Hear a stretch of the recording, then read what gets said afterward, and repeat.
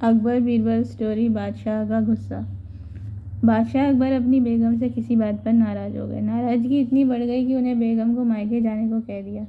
बेगम ने सोचा कि शायद बादशाह ने गुस्से में ऐसा कहा है, इसलिए वह मायके नहीं गई। जब बादशाह ने देखा कि बेगम अभी तक मायके नहीं गई तो उन्होंने गुस्से में कहा, तुम अभी तक यहीं हो, गई नहीं? सुबह होते ही अपने मायके चली जाना, वरना अच्छा ना होगा। तुम चाहो तो अपनी मनपसंद चीज साथ ले जा सकती हो। बेगम सिसक सिसक कर जनान खाने में चली गई।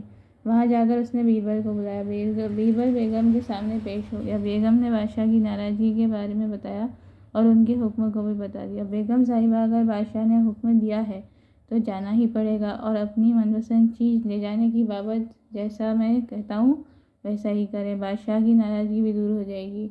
बेगम ने बीरबल से कहे अनुसार बादशाह को रात में नींद की दवा दे दी और उन्हें नींद में ही पालकी में डालकर अपने साथ मायके ले आई और एक सुसज्जित शयन कक्ष में सजा दिया।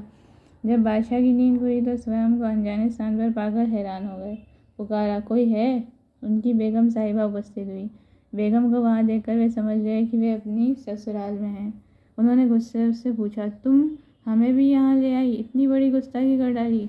मेरे सरताज, आपने ही तो कहा था कि अपनी मनपसंद चीज़ ले जाना, इसलिए आपको ले आई। यह सुनकर बादशाह का गुस्सा जाता रहा। मुस्कुराकर बोले, जरूर तुम्हें यह तरकीब बीरबल ने ही बताई होगी। बेगम ने हामी भरते हुए सिर हिला दिया।